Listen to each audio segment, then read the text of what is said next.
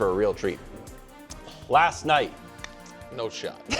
No shot. The prompter is, oh wait, is it gonna work? There it is. Let's see. No shot, buddy. I had all these good jokes. No, just read it off You got there. to freestyle again. Read it off there. Last I want night. to hear it. We got to get In it. an old turkey look at slaughterhouse, that. Okay. while Instacarting ingredients for a series of pies, an elite committee of analysts, savants, and cranberry sauce aficionados fought and toiled and burned the midnight oil to deliver the best segment in all of sports. It's an honor, it's a privilege, and thank you to Tatiana for doing the prompter.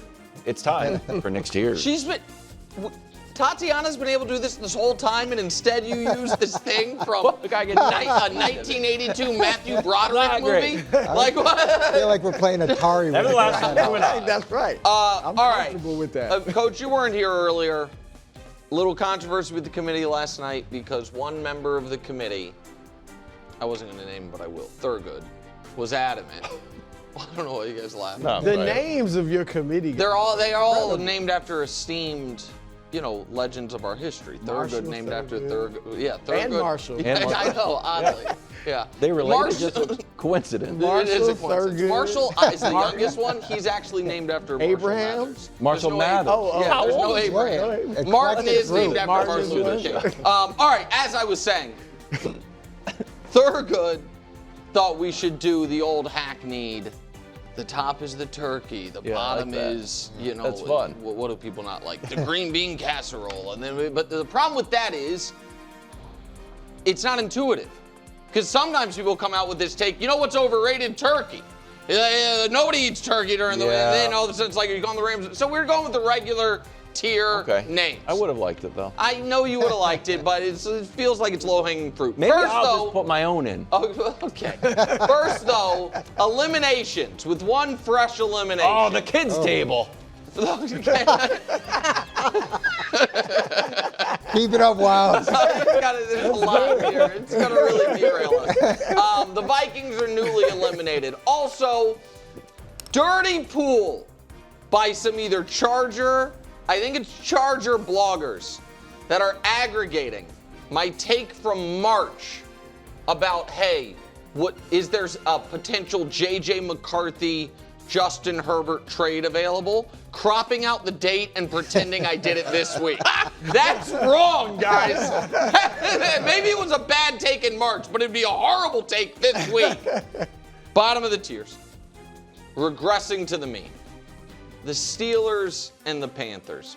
Both nice hot starts, neither of whom, certainly the Panthers, but maybe the Steelers as well, had realistic aspirations to be a legitimate contender, but they had the records of one, as of a few weeks ago. Panthers coming back to the pack, the Steelers dropping like a rock. Cheetahs, AKA scary, not dangerous. Bengals and Cowboys. Cheetahs never killed a person. Is that true? That's true. But Never- they're scary. They're not dangerous, though. Fascinating. Exactly never right. killed a person? Yeah. Correct. You'd have thought Next it. time I see a cheetah. And so they seem like they should be dangerous, but they're not. They're just scary. Yeah. That's the Bengals with Burrow back and the Cowboys with Lamb and Pickens. They're scary. You don't want to play them. And listen, it's not like I think either one of these teams is going to go winless the rest of the way. And either of them on any given week can beat a team. The Cowboys could beat the Chiefs this weekend. The Bengals could beat the Ravens this weekend. But they're not dangerous teams because they are not able to string together long enough stretches of quality football on both sides of the ball. Wow. Quite the quarterback trio here. Herbert, Bake Show, and the Prince. All three of their teams right now appear to be in similar caliber for very different reasons. The Chargers are 7-4, but seems like everyone expects, well, they're not going to keep that up, which is weird because Herbert's healthy and they have Harbaugh, but everybody understands that Justin Herbert, who's one of the most talented quarterbacks the league's ever seen, evidently can't play without Joe Alt. And the Buccaneers, after playing with fire with those close comebacks that you were talking about, Brew, the injuries seem to finally caught up to them. Schedule got a little tougher. They've lost 3 straight. No, Brew, they're still. Admit it. What? They're a cute team? Yes. They're a You're banged right up on the team. money with that. And the Jags are 7-4, have a couple games left, I believe, 2 games left against the Titans, are like 80% to make the playoffs. Nobody takes them seriously. Nobody. Even though they beat the Chiefs, that nobody takes them seriously. But the pedigree, the Ravens, they're not that good. We have played 11 games this year. You can't point to one where you're like, I thought they played awesome on offense and defense. Yeah. Not one. Now, the pedigree says Lamar's an all-time great quarterback. The Ravens uniform with the big scary Edgar Allan Poe signage they're gonna be great. The argument for them right now really is the pedigree, more so than what we've seen on the field. Surging versus slumping. I'd be worried if I'm the Colts. Yes. You have 2 left against the Texans, 2 left against the Jags, a Seahawks game and a Niners game. You could be on a 3-game losing streak already. It took overtime in Berlin against the Falcons and some very questionable game management by Raheem Morris to escape that game. You blew the game against Kansas City. The Texans, on the other hand, are just mauling people. They went on a 3-game winning streak without their starting quarterback. And the Texans got to feel every week like, get us to 17. If you get us to 17, we can win. Maybe the deficit's too much, but the Texans get the Colts twice, including this weekend. Be honest. Who do you trust? So this is the question I'm asking. If I were to tell you the Packers or the Bears are trailing by 3 with 2 minutes left in a game, which of those teams do you trust based on what they've done in clutch spots, close games this season?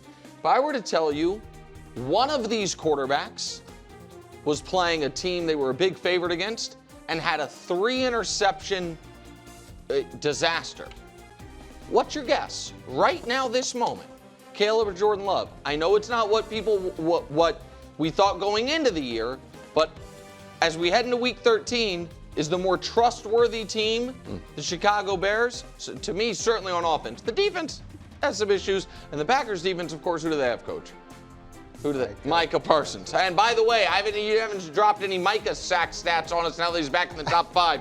Next. I would have trusted a team that was leading by 3. Underachieving, overachieving. I think these two teams are about similar in overall quality, which for the Lions is a massive underachievement and for the Niners is a massive overachievement. Given their injuries, given what the expectations were going into this year, the Lions we've been banging on the door, this is the year we break through. The Niners went into the year, Kyle Shanahan's like, pump the brakes, everybody. Like, this could be a retool year. Then he lost half his team to injury again. And the Niners are so injured, otherwise smart people are like, I think we need to look into this power plant that's by our practice facility, and if it's messing with our guys.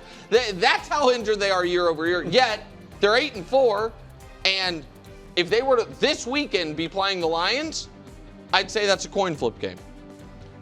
Only trust the quarterback, only don't trust the quarterback. Why can the Bills win? Josh Allen. Why are the Broncos not the best team in football? Bo Nix. Like, the Bills don't have a lot of right now. James Cook's excellent, obviously. It's a little overstatement. Super redeeming qualities, except for they've got a guy at quarterback, even if he's not having his best season, that you feel like can throw the Superman cape on. The Broncos check every box of a legitimate Super Bowl contender, except people are like, Bo Nix, really? And so, but I think right now, if they played in a playoff game, you'd feel like you have to pick the Broncos. They're better at everything. And then you'd be like, I'm picking Bo Nix over Josh Allen? Feels weird. KW, what is this not? Well, it's not the standings, which means the number 1 Patriots are probably on here. But with the standings, we'd be there. It's not the standings. So who do you think the number 1 Patriots are next to? It's not the standings. I don't hate this. This is a compliment. To you. To you. To the Patriots. Everybody knows I'm a Drake May guy. I'm beloved in New England. Everybody knows that.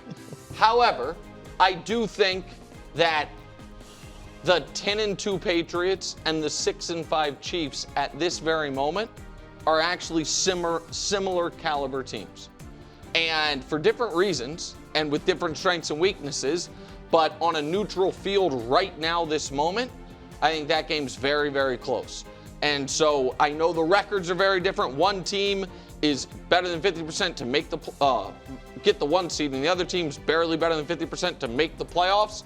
But this also could be a first-round playoff matchup, 2-7, if you guys don't get the 1 seed. That's what it is. Coach liked this last week, so I brought it back. Last week, the Eagles were Chekhov's gun. This week, Chekhov's gun fired. Oh. We saw it last week. All the simmering issues about the offense popped up over those last 3 quarters in Dallas. And Marshall really got in his bag with these last 3. See if you guys can get the trend. So Chekhov's gun fired into check his heart rate, his being Sam Darnold. Listen, man, the Seahawks are awesome. They lost week 1, but we've decided on this show week 1 games don't count. Brew, we've decided week 1 games don't count. Bro. They barely lost to the Rams, who everybody thinks is the best team in football, despite throwing 4 picks. And the other game was a 3-point loss to Bake Show. They are good at everything. But you just worry in a big game, is Sam Darnold, you're going to walk over to Sam Darnold and be like, do you need to be checked out, buddy? Are you okay? Chekhov's gun fired. Check his heart rate to checking all the boxes. I don't know what there's not to like about the Rams. They have a great coach. They have a great quarterback. They have a great defense. They have great skill position players. They are healthy.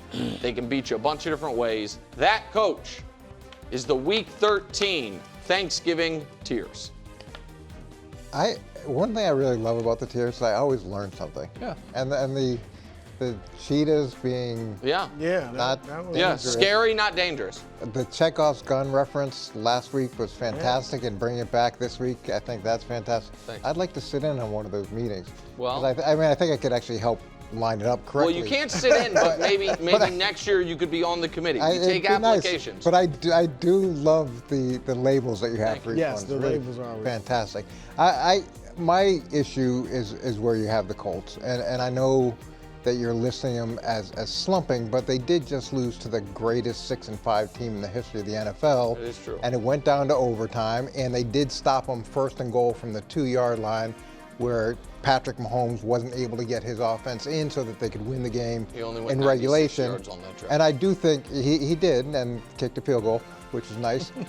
and I think that 2 weeks before the Pittsburgh game, that was an aberration. And what happens is there's a learning curve with losing, and there's a learning curve with winning.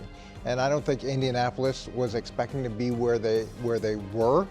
And that comes with some mistakes. And they put too much on Daniel Jones' plate.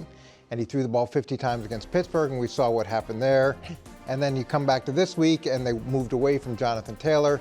That was a mistake as well. But there is a learning curve that goes into it. But overall, they're still a very good team, and they could easily bump up, whether you want to do with Chicago, Green Bay, Detroit, San Francisco. Yeah. They've all got their issues. Philadelphia blew a 21-point lead. So there's all those elements. And just let's take a look at where Indianapolis is statistically. 1st, 2nd, 4th, and 7th offensively. So they're top 5 in every category offensively. They've got the 2nd biggest point differential to the Rams. And then defensively, the real issue has been opponent pass yards per game. But they trade for Sauce Gardner. He's still getting used to the defense. That should pay some dividends moving forward as he gets more established there. How long does that take, Coach? Well, I thought Sauce was really good against the Chiefs. I know that, so I thought he was already good in that game. Yes, but I think as the defense coordinator understands what he can do really well, as he understands what the defense, the way the defense is structured, you can do more things with him. So whether it's taking out the top receiver, wherever you want to play him, but that does take a little bit of time for that player to probably perform as good as he can be. So I think you're too low with the Colts, and I know you don't like Daniel Jones, so that's why you're killing him, and that's why I think you should. I have no reason to like or dislike Daniel Jones. I just watch football every weekend, and I'm like, I don't think he's that good. I'm sure he's a nice enough guy. I also know that one of my litmus test brew for quarterbacks that I think people pretend to believe in but don't actually believe in is if they lose a game, do people get angry that they let the quarterback decide the game? And with the Colts, everyone's mad. why don't you trust Daniel Jones while simultaneously being mad? You know why they lost that game? They had Daniel Jones drop back instead of handing off to Jonathan Hold on. Taylor. Yeah, you've got Jonathan Taylor. Yeah, I like That's- him. that's I the think difference. he's really good. That's the difference. Well, okay, you got well, a guy who's in fairness, the MVP Yeah, discussion. people do say that somewhat about Josh. No, Allen. people say it about Lamar in the playoffs. I don't think No, they say it but about Josh, when they a few years ago really took off, it was because they stopped throwing as much. Yep. They reeled him in. Yeah, And now they're they letting took him off. go again, and the turnovers are. I guess I just rising. haven't heard many times where the Bills lose and people are like, they gave No, the ball to I'll Josh. give you that, but- that's And I'm angry because they allowed him to throw 50 times. Yeah. That to me is problematic. I'm a little disappointed in the names are always on point of the levels, but Wildes outside of the Chiefs, of course. Yeah. It's looking a lot like standings, Coach. You think? Kinda. Yeah, I mean, how are the Ravens? The Ravens are way too low. What? Because, I mean, we have this thing we do across all sports, all levels. When we want to know, Coach, who's better? We line them up on the same field and they go at it, and whoever wins is better. Yeah, that's why the Texans are ahead of the Ravens. They beat them by 30. Yeah, without Lamar Jackson. Well, But Lamar Jackson's back now. And even without Lamar Jackson, Coach, the Ravens played a team that's 2 levels. What the heck? 2 levels ahead of them. That's weird. The Chicago Bears, and smashed them by 2 touchdowns. Smashed them with Tyler Huntley. So the only rationale I can even consider for them being ahead of the Ravens is the standings. They have a better record. So I think the Ravens actually should be up there with Denver and Buffalo, and here's why. How could they be with Buffalo? Here's Did they why. play Buffalo? Yeah, head and to head? they knocked What- them all what over the happened when they field. played Buffalo? Yeah, by a point though. 1 point. Week 1 doesn't count. 1 point. Week 1. I could have went there. I won't. The Ravens defense, the last 6 weeks, has allowed Coach 14 points a game. That would be best in the league over the course of the season. And here's the thing. The Rams, with everybody's All-American, who have no flaws, checked all the boxes, they held them to 17. The Bears, another top 10 defense, held them to 16. Top 10 offense. Top 10 offense, I'm sorry, held them to 16. So that defense is playing legitimately great football. And then the offense, even with Lamar struggling, I said it earlier. Coach, last 4 games, Lamar's looked bad for him. They're averaging 25 points a game, which would be top 10 in the league. They still are a top 10 offense. All right. And I think Lamar has earned the benefit of the doubt, like Mahomes. He's not Mahomes, but like Mahomes, to where we give him the benefit of the doubt that, you know what, he's going to come out of this slump. He's going to injured, start though. playing better. But he's out there on the field. He's going to start playing better than he has been. Coming up next. You're not doing one? No, we ran out of time. We're jamming in all of our segments. Wow. I think the Broncos are too low. Thanks for watching. Subscribe here to get more from the show and to check out clips from other shows on FS1.